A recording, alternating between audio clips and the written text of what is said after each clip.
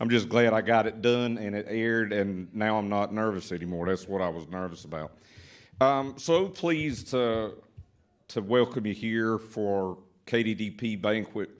I'm Alan Dietz. I'm glad to be here with you. Of course, Racing America and Speed 51, as it once was, has been the official media partner of the Kulwicki Driver Development Program since its very beginning, and we look forward to continuing and growing our relationship in the future.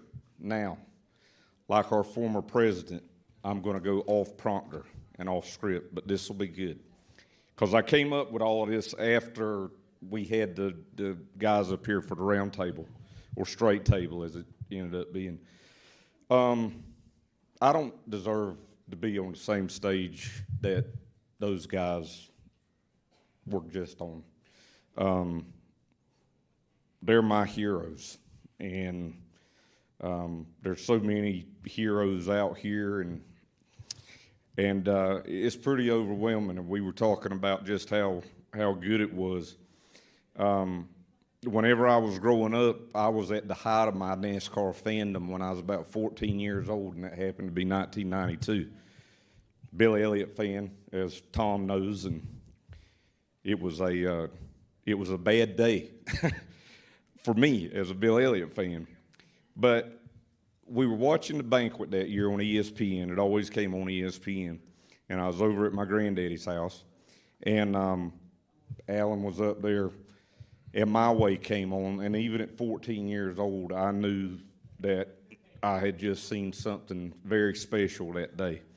So special, in fact, that you won't believe this, but I wrote an AP English paper on it in 1996, my senior year. How it correlated to the book written in 1922 by German author Hess. It was called Siddhartha. And it was about how Buddha became to be Buddha.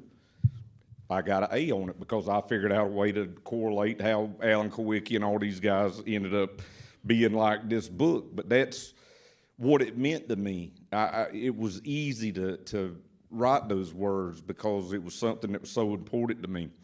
So before I turn it over to Tom here real quick, I want to tell all of you drivers, all of you KDDP drivers, just like I said out there and watched these guys on this stage, and there's so many faces out here that I watched on TV growing up, even Kurt, even though he's 5 days older than me, but I watched him. But I see these faces out here, and I was a kid looking up to you guys and ladies. And for you KDDP drivers, just like we saw in that video, there's kids out there looking up to you. You may not realize it. You didn't realize I was watching you guys, but there were a lot of kids like me, and you guys are the reason that I wanted to get in this business. And there's a lot of kids out there like that, so I just hope our KDDP drivers remember that. We're looking forward to talking to all of them tonight, and we hope all you young asphalt late model drivers watching on Racing America will apply for next year's program. Here's Tom. Thank you, Alan, and I can't say thanks enough to Racing America and the RTA, the support that we've had through all the years. And it's, I'm sitting up here thinking, this is seven years that we've been doing this. And so I went back and I came up with the statistics, which I think they're quite impressive, and that during our 7 years, we've assisted a total of 38 different promising young racers that represented 17 states and 2 Canadian provinces. The Kulwicki family estate, sorry that Sam and Jewel Roberts weren't able to attend tonight. Hopefully they'll be able to come back next year. But we've provided $762,146 in combined stipend and championship funding. And that's in addition to all of the support that these drivers get via PR, via the attention that they get from Racing America, via the help that our advisory board members can provide. So it's just been it's been a fantastic 7 seasons, and we're really looking forward to many more to come. With that said, this year we think that we have laid the groundwork and the foundation to where it's time that we try to find that right sponsor, that we try to find a presenting marketing partner that will maybe help carry what we're doing to the next level. So we have Wally McCarty and the marketing team that we're going to be actively pursuing that end of the equation this year. But enough from me. Are you ready to meet some of the drivers? Okay, we're going to bring Jess Ballard is going to help. I've nicknamed Jess. I don't know if you've watched live stream before, but I call her America's short track racing sweetheart. I used to be. And I invite you to watch the weekly show that they do called the Bull Ring. It's a very good educational, entertaining show. Well, Kurt was a guest just a couple of weeks ago on there, but stay tuned to that. But anyhow, I'm going to turn it over to Alan and to Jess, and we're going to meet the 2022 team of drivers.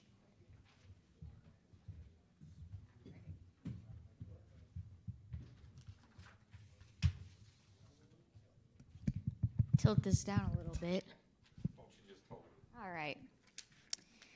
Well, before we get started, I just wanted to say congratulations to all the drivers in the room tonight. It has been a pleasure interviewing you guys and talking about you guys on Racing America this whole season. And I know we're live, so we're on a time crunch. So I just wanted to say congratulations to all of you.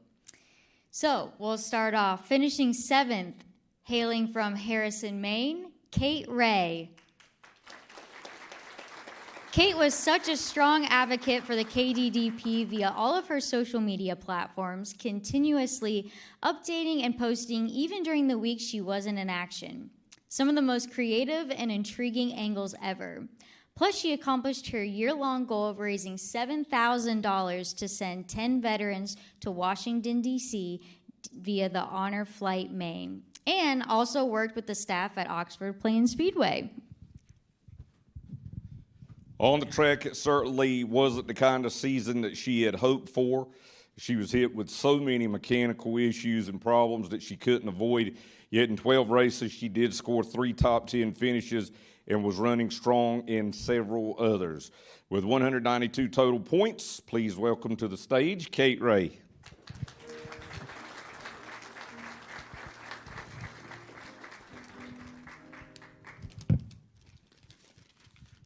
Thank you, TR, and the entire KDDP board for the opportunity to be here tonight.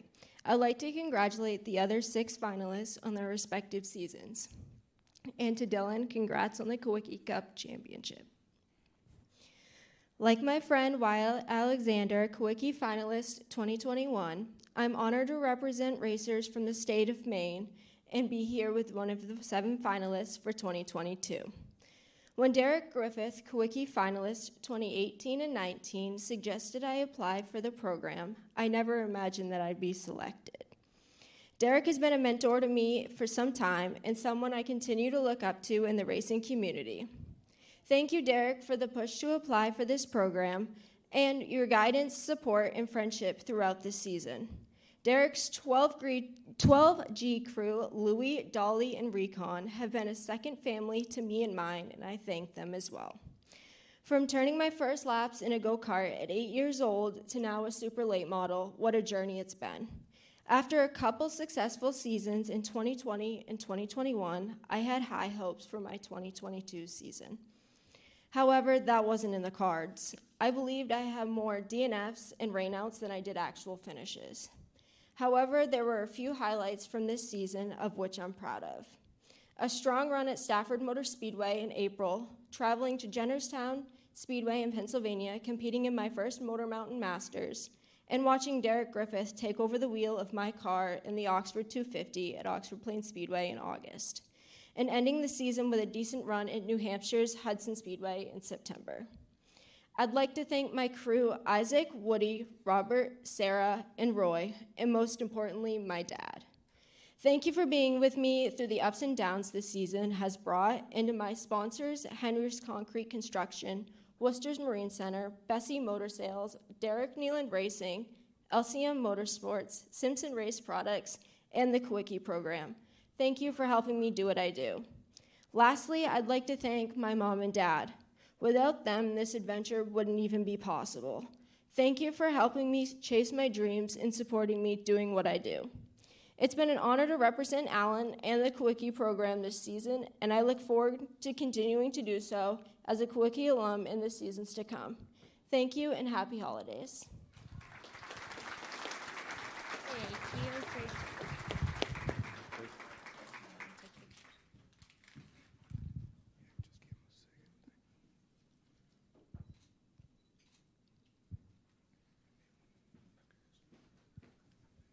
Finishing sixth, hailing from Utica, Wisconsin, we have Riley Stenjum. Riley mixed his racing with his time spent in the classroom at the Milwaukee School of Engineering, pursuing getting his engineering degree. Riley participated in several off-track activities, including starting a special Laps for Kids for the American Children's Hospital in Madison, Wisconsin. His summer bando camp for bandolero drivers at Jefferson Speedway featured one-on-one driver coaching. 26 kids participated in the camp. It was a huge success. On the track, Riley was going after another Tundra Series championship after winning the series title in 2021, and still had a shot at repeating his feat heading into the season finale at Dales Raceway Park, where he finished 8th in the race and wound up 3rd in final points. In 15 races, Riley posted 4 top 5 finishes and 12 top 10s. With 414 total points, please welcome to the stage Riley Stenjum.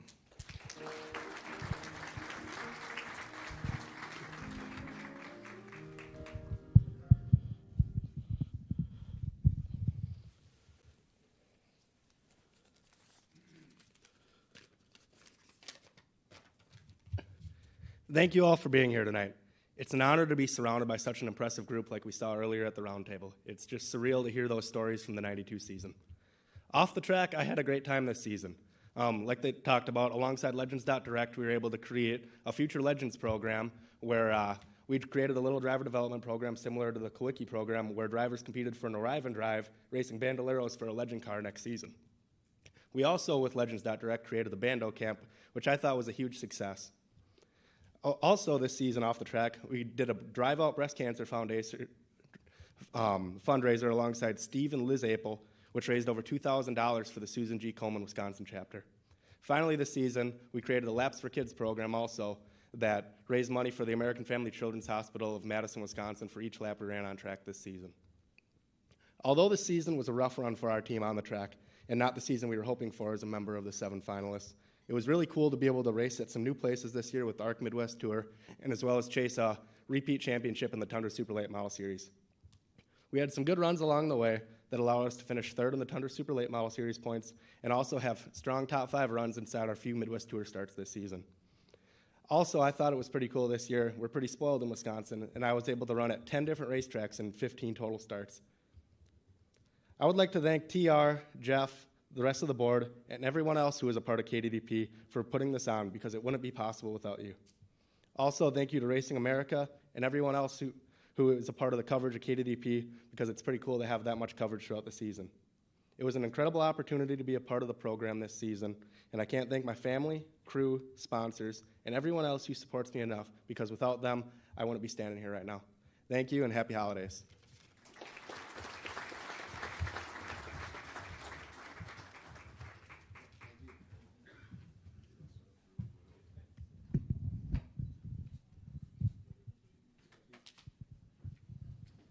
Thank you, Riley. Finishing 5th from Stoughton, Wisconsin, just down the road from Riley, it's Jacob Notstad. Jacob is a professional heavy equipment operator by profession and has logged so many hours in the workplace this year that he actually participated in many interviews and social media opportunities while on the job site and taking a break in the driver's seat of heavy machinery. You remember that, Alan? Yeah, that's right. He did on the bull rig. He was driving a piece of heavy machinery. I forgot about that. That's why Jess is on the show. Okay. On the track, Jacob was extremely impressive in his first full year of super late model competition. He turned heads with a big feature win on the ARCA Midwest Tour and at Slinger. Jacob, he's a former late model champion at Slinger, ran all the super races this season and was a challenger for the track points championship, finishing runner-up. Overall this season, in 14 races, Jacob scored 3 wins, 6 top 5 finishes, and 8 top 10s. With 505 total points, please welcome to the stage Jacob Notstad.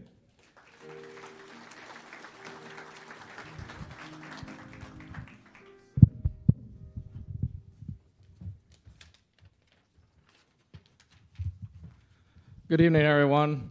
It's a great honor just to be standing here tonight as part of the 7 awesome best up-and-coming drivers in the country. Congrats to Dylan and the rest of the guys for an awesome year representing Allen. I'd like to thank everybody at the Kulwicki board for giving me an opportunity to represent Allen and his legacy this year, along with Racing America for their coverage with us in the 2022 season. I gotta say, it was really cool to be alongside Matt Kenseth for my episode on the bull ring. That was pretty neat. I'd also like to thank my family, crew, and sponsors for their continued support over the past decade that I've been racing. I wouldn't be here without all of you. This past season, we made the jump from limited late models to the super late model schedule. It was a huge jump for us with the same car, same engine, drive chain, and shocks. We knew it would be a challenge, but what better way to race for Allen than the way he did it, going up against the best big teams in the Midwest Tour and Slinger Nationals as underdogs. I was able to win at 3 of my favorite tracks, Jefferson Speedway and the Salute to Troops 100 at the ARCA Midwest Tour, Slinger Speedway in the 4th of July race 1 week before the Nationals, as I led 88 laps in the first segment of the Slinger Nationals, along with the first segment in the Jody Deary 97 at Rockford Speedway, one of my favorite tracks of all time. And we finished a close second in the weekly super late models at Slinger and clinched the Rookie of the Year. Our accomplishment on tracks proves that you don't need a big brand new car and a whole lot of money to be successful. Just a great work ethic like Allen did. Not to mention working 50 hours a week in construction as a heavy equipment operator. Throughout the season, we're also able to raise over $900 for the GDRF Foundation. Our partnership with the Juvenile Diabetes Research Foundation was a great experience for me to help give back to the community as we auctioned off one of our championship doors at Slinger Super Speedway and held a few raffle drawings as well. I was able to also help out some Vandalero drivers with Riley at Jefferson Speedway on Saturday nights to help improve their car control and racing lines. It was a great year for us. Thanks again.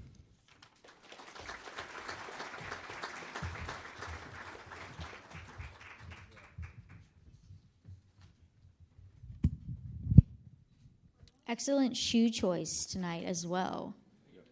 Twinsies. All right, finishing in the 4th position this year and hailing from Spokane, Washington, is Hayden Plybon. Hayden was certainly a very busy young man, both on and off the track this season. His community service efforts included helping with hometown park cleanups, supporting the Vanessa Behan Crisis Nursery, and other charities. His social media activities included weekly posts documenting important moments during Allen's incredible run to the 1992 championship. On the track, came on so strong during the second half of the season did Hayden. He became a victory threat everywhere he raced in both pro and super late models. He scored a monumental win in the prestigious Idaho 200 in his pro late model, and then followed that up with his first super late model win at Hermiston Raceway over the Labor Day weekend. Hayden was in the thick of the battle for the 2022 Northwest Super Late Model Series Championship and finished runner-up. Overall, Hayden scored 4 wins, 8 top 5 finishes, and 9 top 10s in 13 races. With 597 total points, ladies and gentlemen, here is Hayden Plybon. Sorry about that.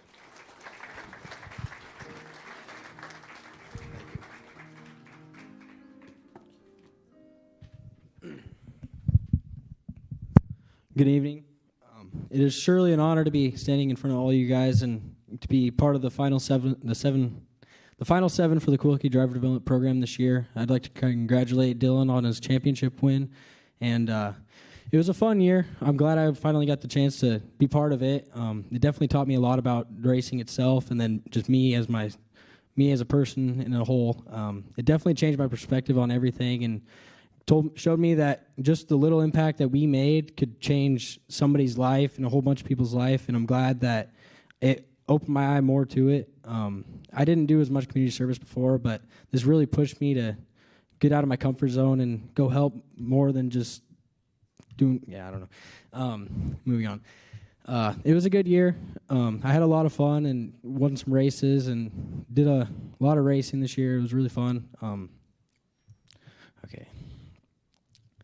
I scored 4 wins across the whole Northwest. Finished runner-up in the championship for the Northwest Super Late Model Tour. Almost got the win, but fell 14 laps short in 2 places. So, yeah, that's all I got. Sorry, I'm not very good at speeches. You guys have a good night. Thank you.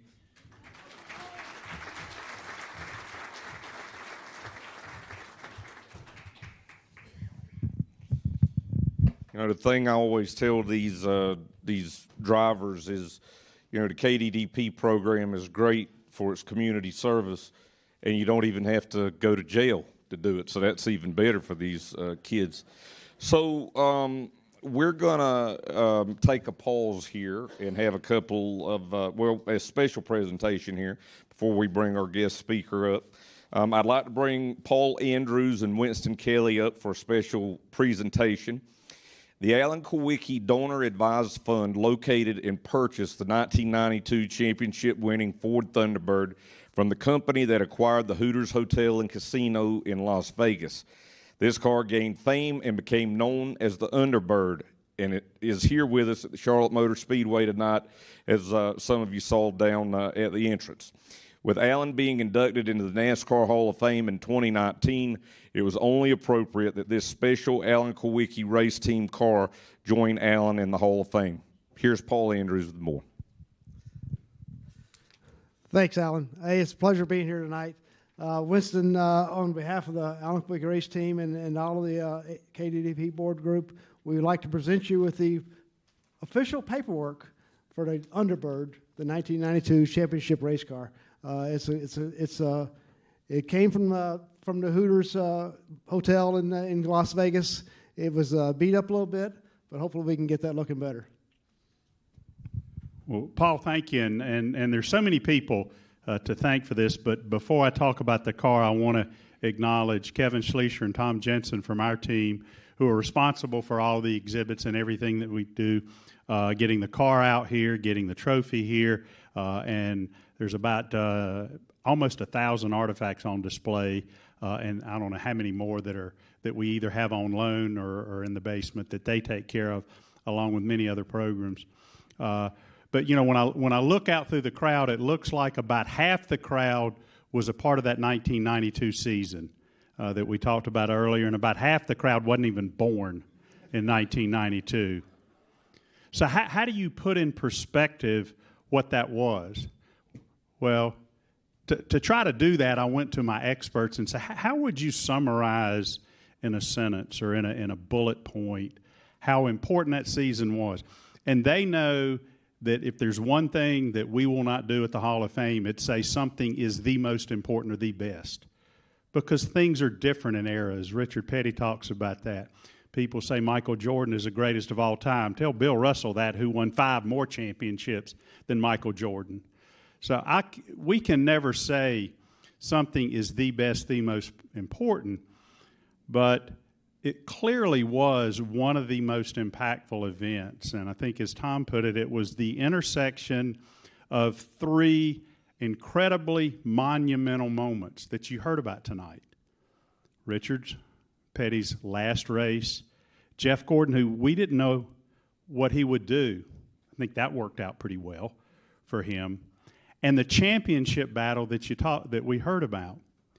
And the other thing that Kevin shared with me earlier, that you heard on stage earlier tonight, is it was an exponential change in the ownership of NASCAR.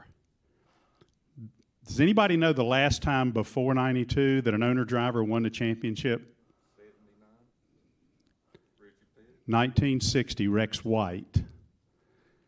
That was a single car, because if you think about it, and this was the last time, you can say that Tony Stewart won in 2011, but that was one of the mega teams, as you heard people like Kyle Petty talk about that evolution in the sport.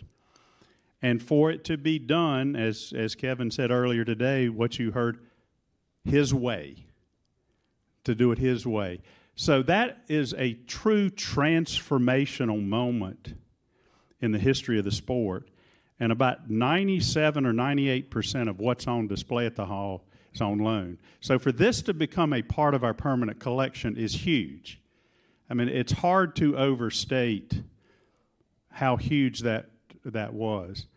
So to people like Jan Beatty Henley, who was a huge, huge part of that, Tom Grady, TR, he also got me out of my first ticket, although I was not a very good client in terms of monetary. But people like Tom Grady and Wally and TR and everybody that's a part of the program, this is a huge deal. We've been open 12 years. So if you put this in perspective, it's like getting an artifact from the 1951 New York Yankees. Baseball Hall of Fame was opened in 1939. It's like getting an artifact from the Pittsburgh Steelers out of Canton for the 1974 championship that they had. So it's a huge deal. So when you think 30, 40, 50 years down the road, those of you that are in that weren't born in 1992, hope you come to the Hall of Fame and say, you are a part of history of this donation being made to the NASCAR Hall of Fame. So thank you to Jerry and Thelma for making this possible, and for folks like Jan and Tom and TR and Wally for facilitating it. So it will forever be at the NASCAR Hall of Fame.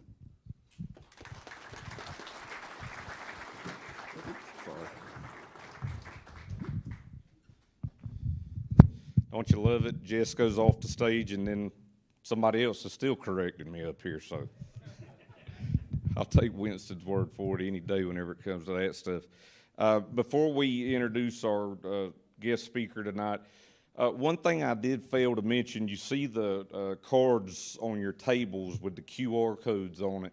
If you use your phones and check out that QR code, if you can donate to the Kulwicki Driver Development Program, again, it is a nonprofit program, and you can find out a easy way to contribute to what I think is excellent, maybe the most excellent driver development programs there is.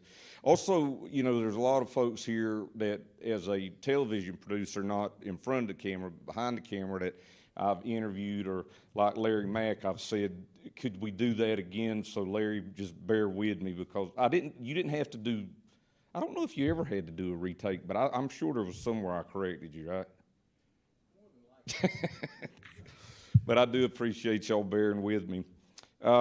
It's a pleasure to honor the next guest speaker for tonight's KDDP Banquet. When you look back on his amazing career and remember how he got started, he's the perfect fit to be with us tonight, to be talking to 7 promising young drivers, plus all the many other aspiring racers who may be watching on Racing America. He cut his teeth in racing behind the wheel of late models on the bull rings out west, much like this year's KDDP champion has been doing this year. He enjoyed a meteoric rise to the top of the stock car ranks, going straight from the trucks up to Cup, and has now been a fixture in NASCAR's Premier Series for more than 2 decades. Plus, he's even ventured into IndyCar, sports car, and NHRA competition. One of the most competitive racers ever. His incredible Cup record boasts 34 wins, 161 top 5 finishes, and 339 top 10s and 776 starts, including a Daytona 500. Ladies and gentlemen, please welcome to the stage the 2004 NASCAR Cup Series champion, Busch.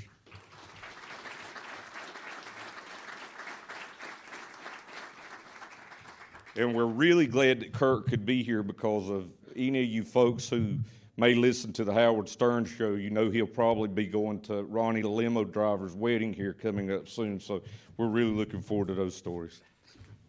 Thank you, sir. Thank you, Alan. I'm just blown away by the racing wisdom in this room, and watching these panelists speak. It's humbling. And it's amazing to feel the stories from everybody, and I'll calm down here in a second. It's exciting to be here because I'm an Al Kulwicki fan. In 1992, I remember being 14 years old. You're August 9th, is that what I just learned? Yeah. August 17th, I got my math. Okay, your math was way off. Happy birthday, Leo. So in 1992, I'm 14 years old. I had never driven a competitive race. My dad had me glued to the TV with him, and we were watching, and like just the compelling story of Richard Petty King in his final race, Jeff Gordon starting his first race with the 3 Fords that I thought were the only ones eligible. I learned that Kyle was part of mathematically eligible, and with Mark Martin, well, Mark Martin was championship eligible every year. That's how good Mark was. But I knew it was a Ford year. And the way that you could see things unfold, you just could never predict what was going to happen.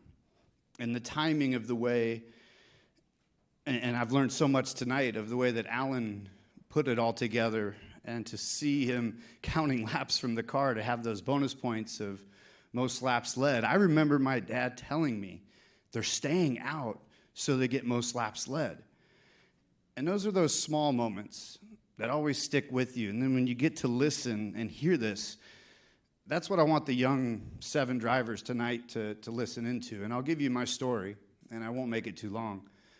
But to have a go-kart for Christmas at 7 years old, it was a little yard cart. It wasn't a race car. It was just a yard cart. And my dad would never let me drive it unless I was watching the Sunday Cup race with him. And then we would go and take it out to the bank parking lot, because banks are closed on Sunday. And he would stand there and watch me drive the cart around. And we would smash soda cans. And he would go and make laps first. And then I would go and make laps. And within my second year, I'm 8 years old. I'm probably still 55 pounds then. I could go faster than my dad. I'm like, man, this is the coolest thing ever. Like, I'm watching the races. I'm now feeling the race car, and I can beat him on the stopwatch. But Mom never liked racing.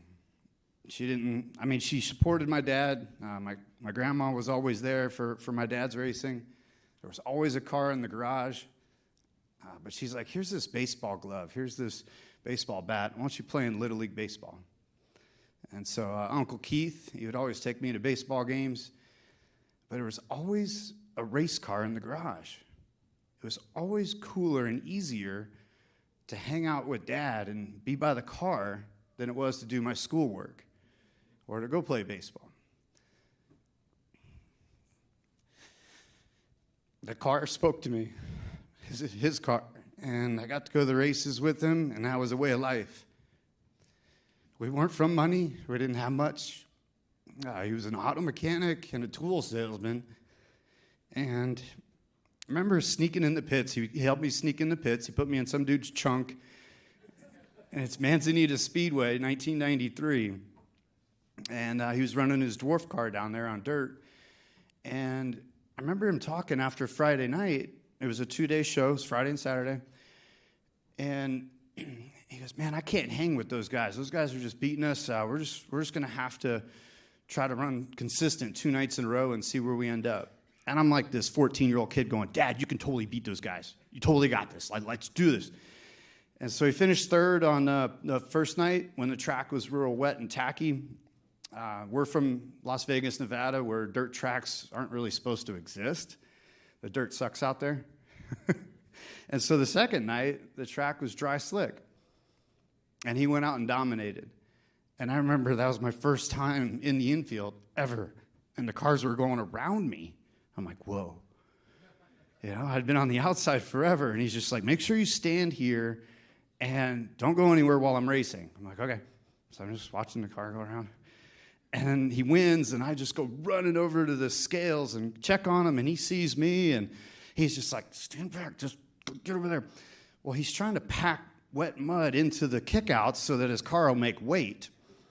And I'm like, just like jumping up and down, going, this is super exciting. Like, you hear these stories of Evernham talking about how he helped do this or that with Jeff, or how Petty did this, or Andrews did that, or McReynolds did this. And I'm learning all this, watching TV, watching my dad, and he made me stay with that same guy after the race in Phoenix, and he went home.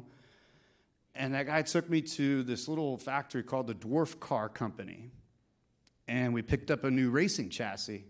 It was halfway built. It wasn't even a roller. And we got back home, and the guy's helping unload it, and my dad goes, here's your new car. If you build it, you can race it with me. I'm just like, what do you mean? I get to race? And that's how it all started. Was my dad taught me everything from TV. I watched him race. I videotaped him. I helped work on the car and did so much with him. But it was just meant to be a hobby. It wasn't meant to be as big as it got here over the last 2 decades. And so it was fun, just building the car with Dad. Raced at my first race. I was in Pahrump, Nevada, 1994. And they make you start last when you're a rookie. And I ended up finishing 5th. And I pulled into the tech line because I know just watching Dad, like top 5 have to go to tech. And he won the race that night. And I'm there in tech already. And he pulls up. He goes, what are you doing here? And I go, Dad, I finished 5th. He goes, shit, yeah, you're right. I didn't lap you. I didn't see you on the tow truck. And here you are. And I'm like, gee, thanks, Dad. Cool. Yeah, great support. So the second race, we went to the Vegas Bull Ring, but they wouldn't let us run on the big track. We had to run in the infield. So it was the first time ever that dwarf cars were on the little paved infield, and I won. Oh, that changed the game. I won in my second race ever. I beat my dad, the national champion from the year prior, and man, my head got so big, I was like Kyle Busch after that. It was game on. So, third race, I wrecked. Fourth race, I wrecked. Fifth race, I wrecked. And we're thrashing all week. I'm going to school, trying to rebuild the car. We're welding, we're cutting, we're borrowing parts. And my dad tells me to go see the old wise man.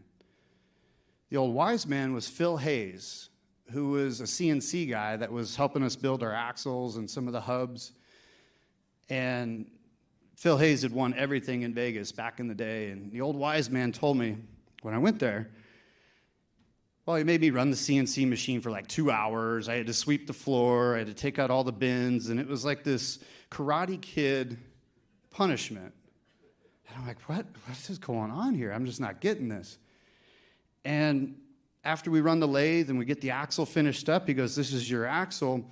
You had to work for this because your dad says you're out of money. And I was like, holy smokes, like, money just doesn't grow on trees with this racing stuff. And he says, son, just stop putting yourself in position to wreck. And he hands me the axle, and I go out, and I'm like, what the hell did that mean? Don't put yourself in position to wreck. I'm like, it didn't dawn on me for a while. We get the car put back together, and this is where it all started to come together.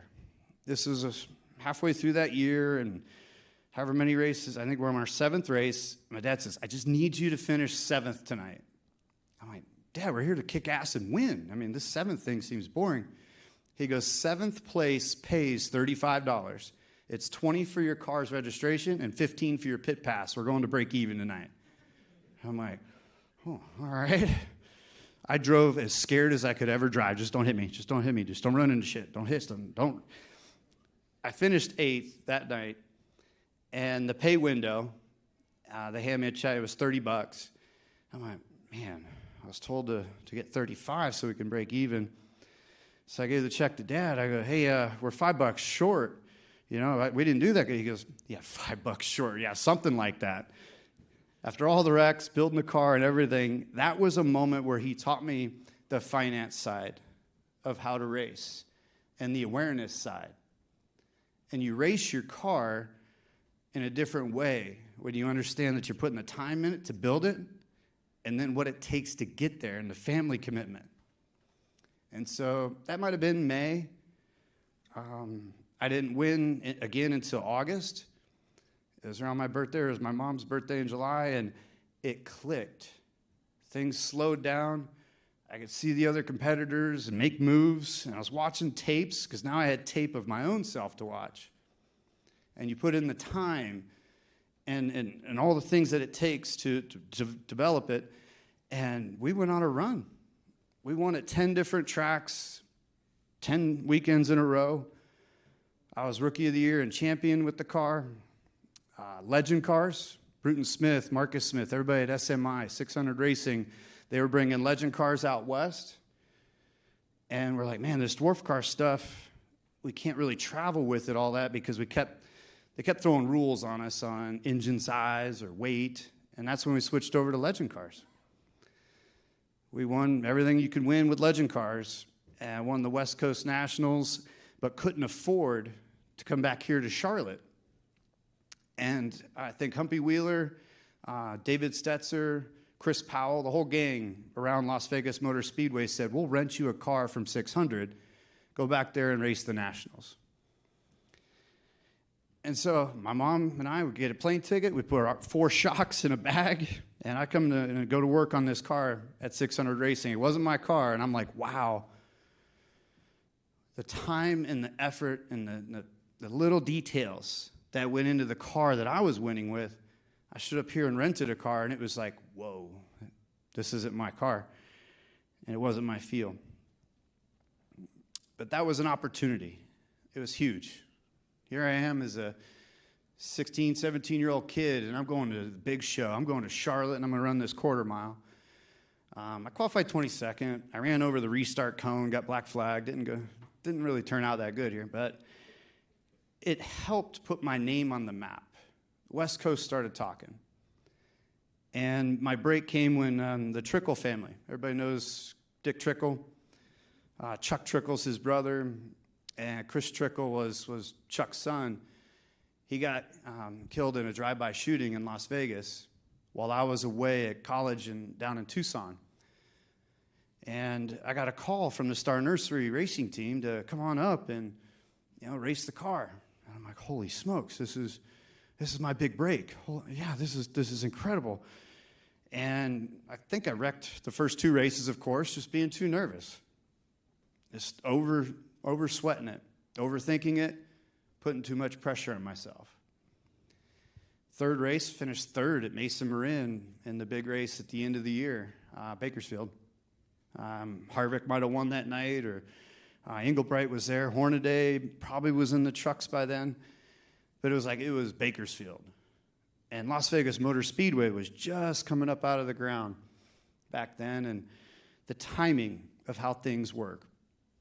And the next big break that I got is just, again, it's putting the work ethic in, it's putting the passion forward, and continuing to drive and learn in all aspects of it. It's not just one thing, and I'm really proud of TR. TR was my PR guy for over 6 years, and this program teaches you so much to do more things other than just driving.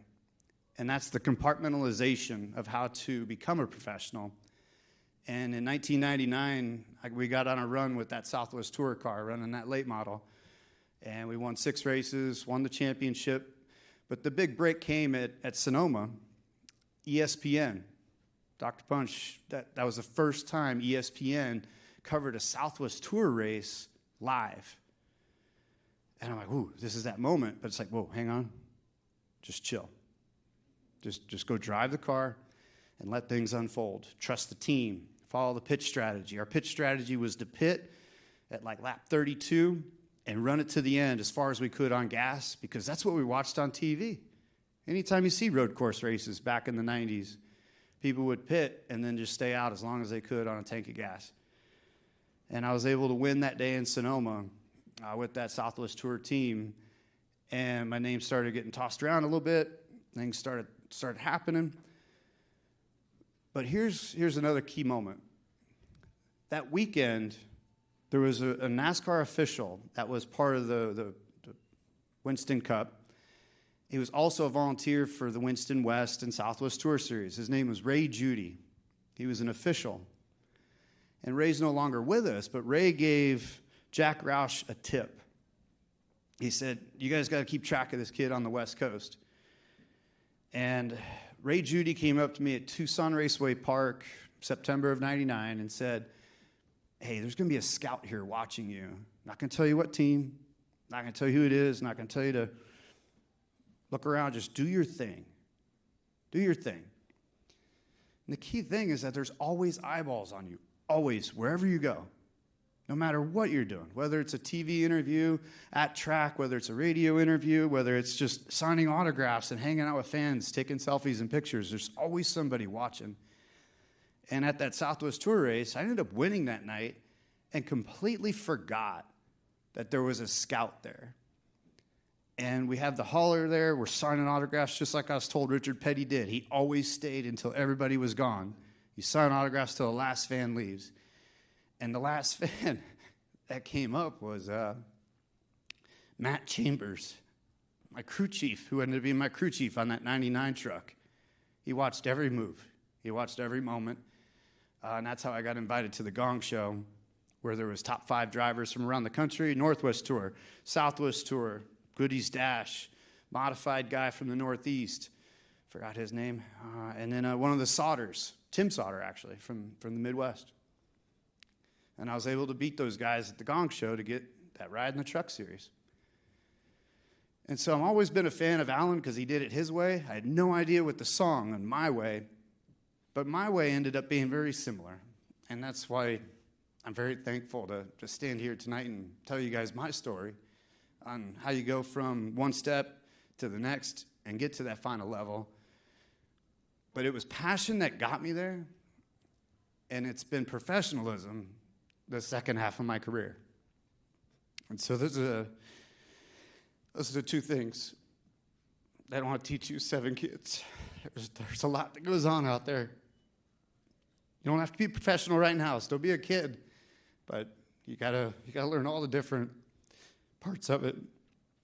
And I get emotional since my little wreck in Pocono, but it's part of some of the side effects.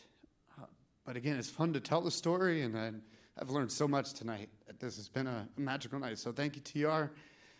Kids, just keep pushing, and just know that there's 365 days in a year, and you got to race in your own head for 365 days, because that's what it takes to get to the top. So thank you, everybody. Have a good evening.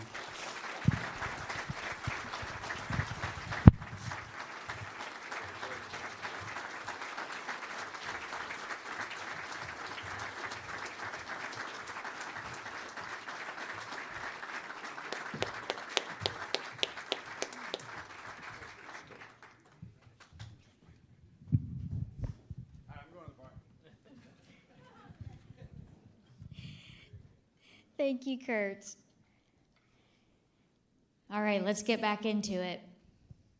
Finishing in the 3rd spot this year is Jackson Boone from Franklin, Tennessee. Jackson was active in his community service work, especially with the Box 55 Services organization, which benefits men and women of the Nashville Fire and EMS departments. He actually utilized some of his talents in helping detail some of the first responders' vehicles. And Jackson was extremely active on social media, constantly showing his support for all of the KDDP drivers and cheering them on.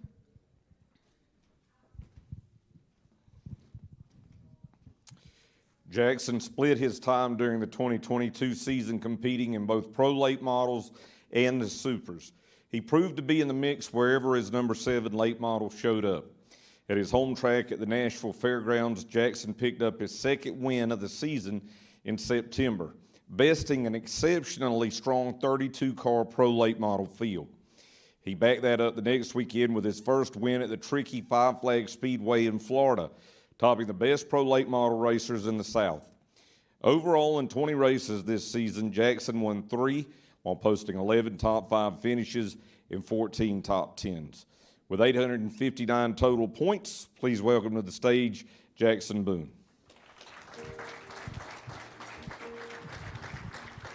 Good job, man. All right, well, I may get up here and cry because Kurt just cried, and it's got me all emotional. That was an awesome speech. Me and Evan were joking a second ago when I was going to the bathroom that he was like, okay, not actually going to the bathroom, when I was walking to the bathroom. But I was joking that with the round table up here, they set the standard like way up here, so now I feel like I got to get up here and do a really good speech. I wish they had done it last, because I doubt anyone's going to go home and be like, man, that Jackson Boone kid did a way better job on his speech than Richard Petty did. But seriously, my first and foremost thanks goes to the Almighty Lord. I'd be nothing without him. All glory goes to God. I didn't do this on my own. My mom, dad, sister, brother, Della, my girlfriend, and especially my group of supporters, everyone on Facebook, everyone that's watching this, they know who they are. They've kept me up all season and kept up with me all season, and been with me through the hard times. Red Street Records, Danny Crockett, Jay DeMarcus, RMS Meat Service with Jeff and Christy Roy, D&D Events, Wear Energy, Liberty Square Lofts, and Box 55 Association for being associated with us this year for my charity work. Quick little story. 2 years ago, I actually applied for this exact program, and I was obsessed with the program. It was all I could think about. I'd sent in my application, and Tom had called me and told me, you're in the top 16, so we're going to do, the interviews. And go figure, we had some really bad stuff happen to us that year.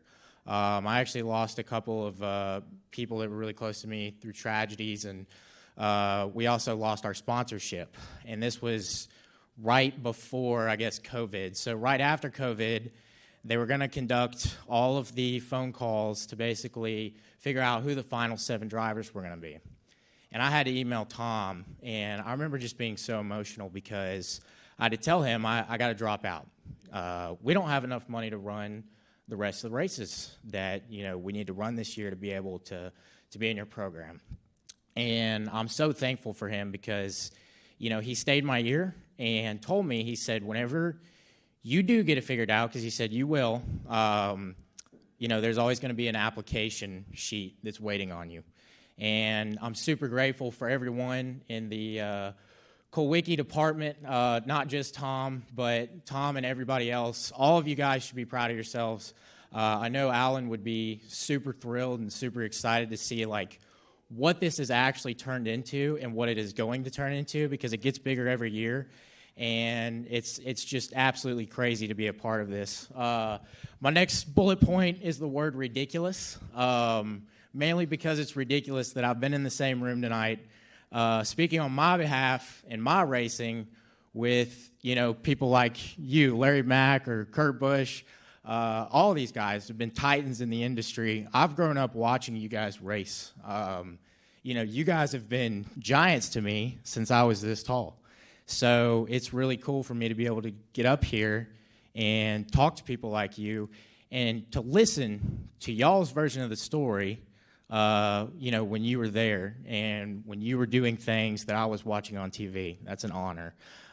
So I hope I've, committed my time in a positive manner to Alan's legacy, and I hope that the future drivers that are going to apply for this program will do the same. I know everyone in this group has done an absolutely fantastic job this year, and everyone should be proud of themselves. Thank you.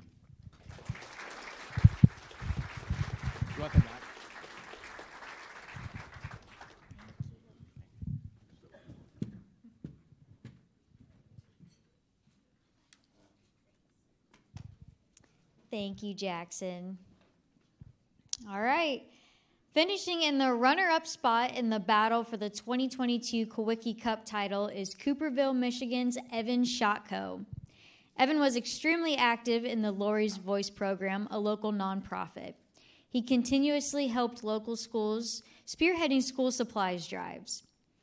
His Loving on Lucas fundraiser for an 11-year-old with many medical issues was extremely heartwarming. He raised money to buy Lucas a specialized stroller that the youngster utilized to get around in, then decorated the stroller as a replica of his number 22 late model.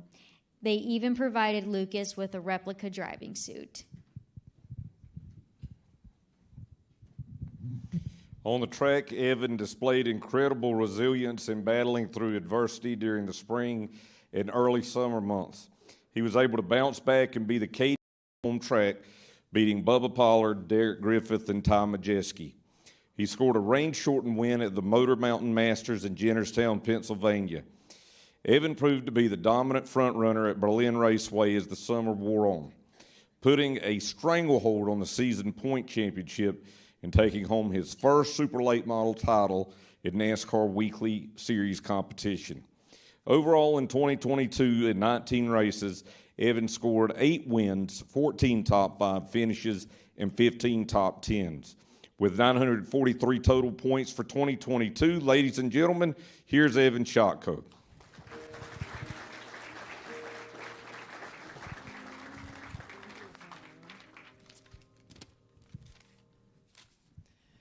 Okay, well, I just wanted to start off by thanking everybody with the Kulwicki program for putting on such an awesome show tonight. And thank you for all the special guests. I mean, I grew up watching you guys, and to see you in the same room as me and to talk in front of you guys is very cool. I never in a million years thought I'd be in the position I'm in right now. So the 2022 season has been nothing short of amazing. I was able to score 8 wins, and 2 of them were the biggest ones on our schedule. I grew up watching the Battle of Berlin 250. I've always wanted to win that race. So I never in a million years would have guessed just a handful of years later our small family-run team would be able to pull it off and make that dream come true. With us being a small team, we've always had to do things the hard way. All the setup stuff, and we don't have paid crews, so it took me a while to get decent at racing, because not only did I have to learn to be a good race car driver, but I also had to learn how to be a crew chief. I had to learn how to set the cars up and all that, and run a team. You got to be a good leader. So I was trying to learn all this at the same time. So I feel it took me a little bit longer than it should have. But I wanted to bring that up because I feel I really relate to Alan Kulwicki in that aspect of it. Being so hands-on with my own race program. I feel it gives me an advantage as a driver. Now that I do have it figured out. And I just wanted to say thank you to all my family and my sponsors and everything. But mostly my parents. I mean. They spent so much money doing this stuff, sacrificed so much. I can never thank them enough for what they've done for me. And I have a fantastic crew. Nobody's paid. It's all volunteer. So if it weren't for you guys, I wouldn't be here. And I just wanted to say that it's been an awesome year representing Alan Kulwicki. This program has taught me some life lessons that I'll take with me for the rest of my life.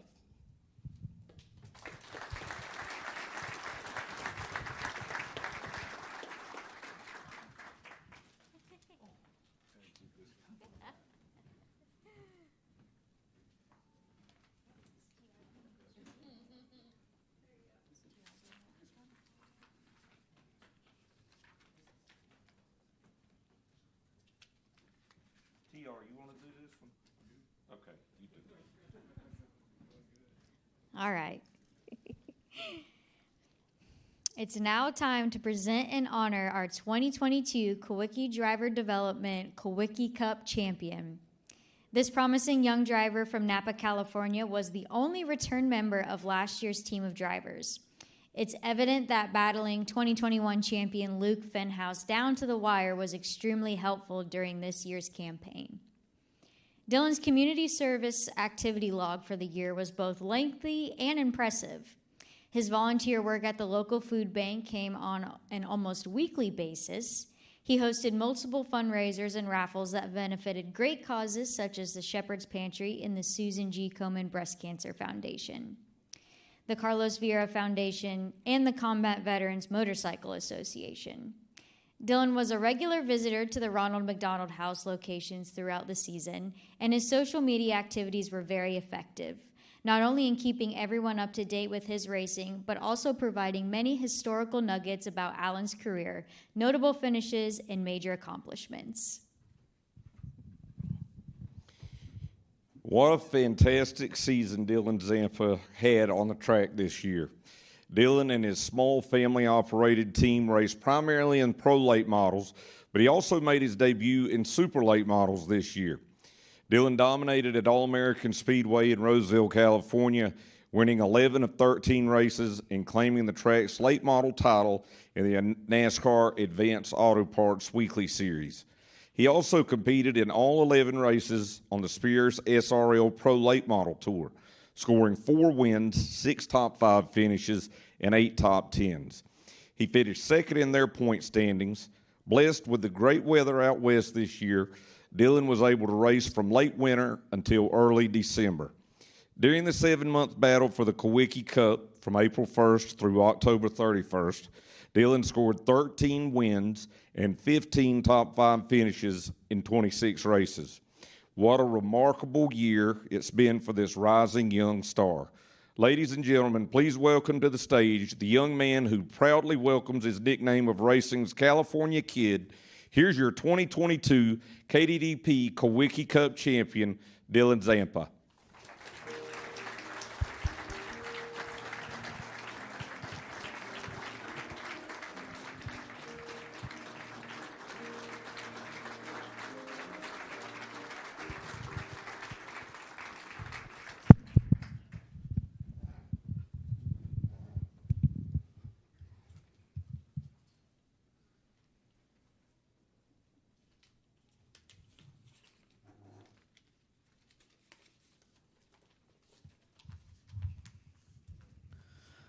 Good evening, and I'd like to start off by congratulating all the other 6 members on this year's class on an outstanding season. We as a group were able to do a lot of Polish victory laps this year. This year, where do I start? For me, it started at the beginning of last year when we were chosen as one of the 7. I was excited, to say the least. I was gonna get to race a lot more, and who doesn't like that? I also was excited because my buddy Jeremy Doss had won the Kulwicki Cup, and I felt like I had a good understanding of what it took to get the job done. And obviously, leaning on him for advice never hurts. We had a great 2021 season, but came up 1 spot short to Luke and his team, who had an amazing year. I was bummed, but thought to myself, look what we accomplished as a team and the amount of people we were able to help along the way.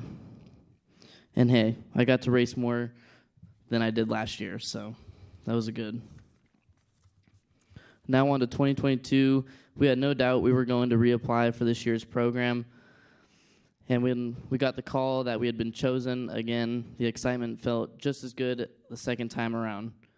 We knew from the list of the other 6 drivers chosen this year wasn't going to be easy. So we put a plan together and started the season off hard with community service and never looked back. I am very proud of what we accomplished this year on the community service side, from the weekly visits to my local food bank or stopping by the Ronald McDonald houses in towns we raced, to the 8 50-50 raffles held during different events this year, and bringing my car to the after-school programs in my hometown. I can't forget my favorite fundraiser in honor of my grandma Ellen in October for the Susan G. Komen Foundation. In total, we were able to raise $14,000 this year, something I am very proud of. The racing side of this year was amazing. 14 Polish victory laps, numerous fast times, a track championship, and I was able to compete in super late model for the first time. A dream season, to say the least. I couldn't have done this without my family and amazing team behind me. Racing 24 times for a small team out of a 2-car garage isn't easy, but we made it happen. I'd like to take the time to thank the following people. My mom for allowing me to do this. She sacrifices so much for me and my brother to live our dreams. Mom, I love you and thank you. Joe Roderick and his wife Nancy. Joe will do whatever it takes to keep the cars on the track, sometimes being at our house 5 nights a week, sometimes even eating dinner there. The Kaiser family, Chris, Daisy, Matthew, and Chelsea, they have been such a big part of my success. My grandma, Robbie, and Robert for handling the majority of the raffles. They raised a lot of money this last year. I had 3 amazing spotters this year and was able to win with each one of them. Jason Fensler, Jeremy Doss, and Timmy Carr. And to the rest of my crew, Steve Heck, Josh Whitfield, Brad Bradshaw, and all the other.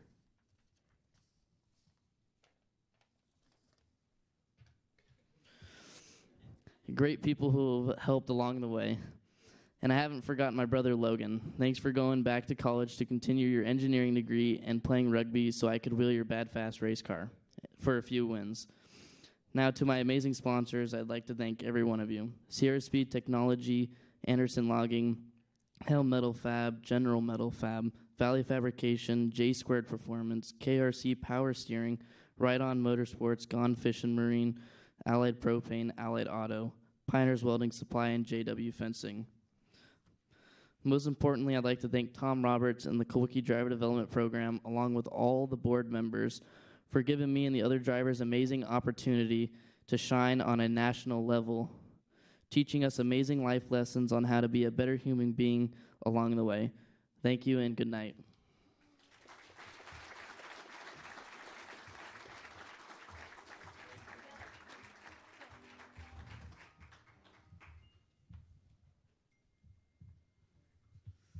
And one last thing, this is from me and the other 6 drivers to Tom Roberts right here. Well, thank you. I really appreciate it. I'm gonna get Kurt, come on out. This is West Coast, Kurt. Yeah. You can identify. I mean, like Southwest Tour, Southwest Tour.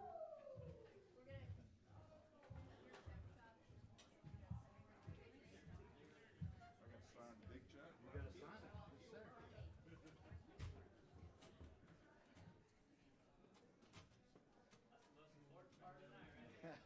What about that? Get the cup. You can grab that, we'll grab this, bring it on. We'll Put you in the that. middle. We're gonna, Dylan.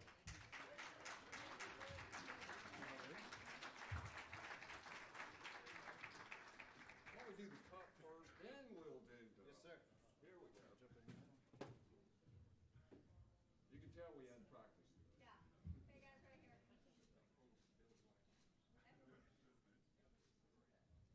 Now, let's grab the The heavy stuff. The big check, Dylan.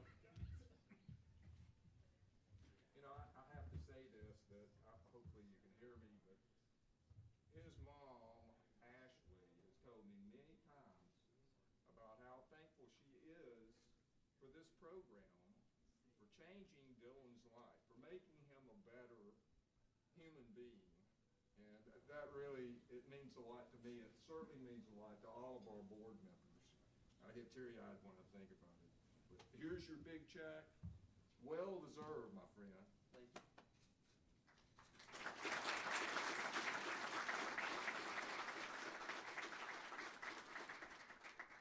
Can I get all my drivers up here with their trophies, please? Good job. Thank you. Yes, sir. That really concludes our formal part of the program. And if you want to hang around and chat for a while, that's fine. David Show is going to be playing some more good music. What about, I think it's very appropriate if we hear a rendition of My Way.